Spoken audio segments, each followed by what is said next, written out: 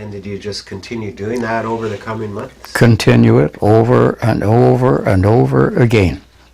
Sometimes your route would be a little different, but you were going to the same place. My action station in action was on one of the depth charge throwers. Bearing in mind there's only room for one person in the WT cabin, so your action, and everybody's required it. Some of them were on the guns, and there were 4 depth charge throwers in addition to the rails at the stern. And you were connected to the bridge by voice pipe.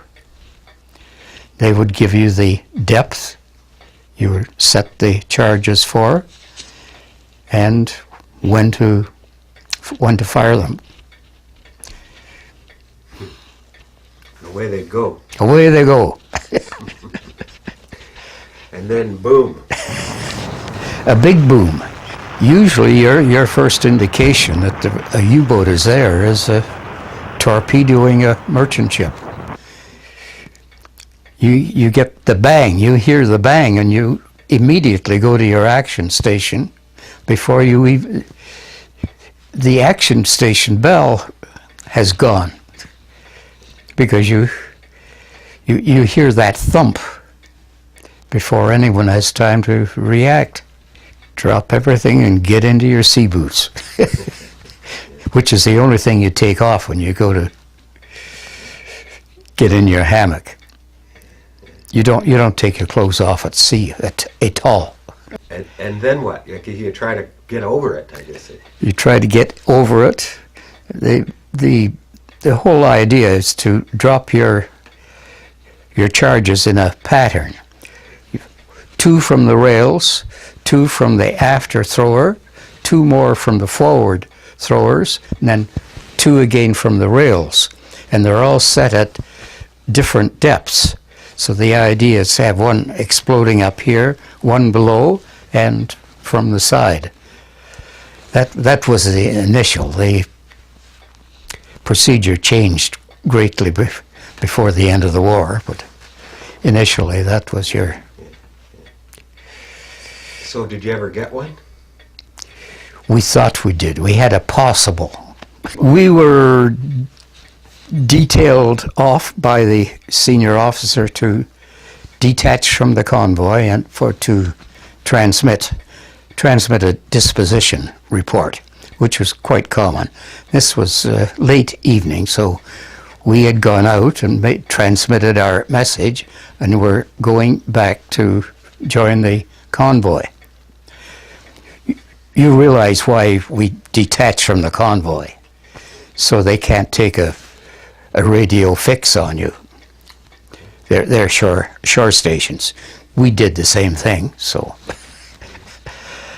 we were on the way back to join the convoy, and the cook had he'd taken this time. They pick a time like this to get rid of their gash, and they do it from the stern so that the garbage is distributed all over and the U-boats won't pick it up, hopefully. And he was just dumping it over. Fortunately, he was an old Nova Scotian fisherman, very wise with the ways of the sea, and he saw a periscope off the stern. So he didn't prance around and make a big halloo. He went directly to the bridge, so the U-boat wouldn't detect. And the old man took evasive action by trying to creep around behind him. But by the time we got behind him and creeping up on him, he'd seen us, and he submerged. So we carried out an attack, and it was a very good attack. So the captain said it was a possible, but we didn't get the oil or any of the good things to really. And you've got to have some pretty hard evidence before they'll accredit you with a kill. Even so, it'd be pretty exciting though, eh? Oh yeah, yeah. We didn't have a good radar set until late 42. And that was only because we were slated to join Torch, the North African invasion. We got the 271 radar, which was the cream of the crop. And we wouldn't have got that if we weren't going to the Mediterranean. Then at the last minute, they sent us back to the North Atlantic. This is when he was putting on another North Atlantic push, and we were one of the older corvettes at that time, so equipped with a brand new radar, and yes, and we're getting more ships, and probably more importantly, the air coverage was in 41, 42, there were the black holes where there was no air cover from either side. So when they began sending the longer range aircraft out, it was simply because they didn't have long range aircraft which could cover the black holes. They kept them down, or they got there fast enough. I can give you one little incident of that. It was an aircraft from Iceland. We were close enough to Iceland that they came out, and it was the first time they'd been. And he went over us, and he contacted us by on the convoy radio frequency, and told us that there was a U-boat on the surface following the convoy. Well, by the time we couldn't take any action anyway. That was an advisory. And they came across the U-boat faster than they expected, and they made an attack. But in so doing, he neglected to switch over to intercom.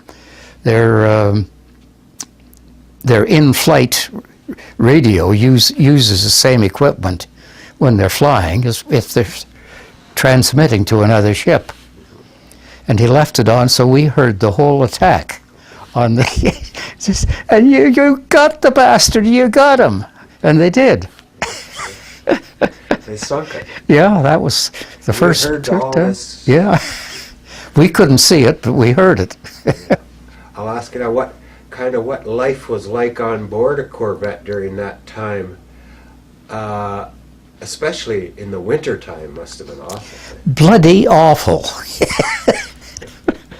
They were most uncomfortable. Yeah, and the food was terrible. By this time, there wasn't enough space for everybody to sling a hammock. In your hammock, you were reasonably dry. It was still uncomfortable, and you were usually tired enough you got a little sleep that way. But some of them didn't have space to sling, so they were on a sort of a bench, a padded bench, and you had to literally hang on to stay there. So you didn't get too much rest that way. And cold. And cold. It was always cold. Well, the ice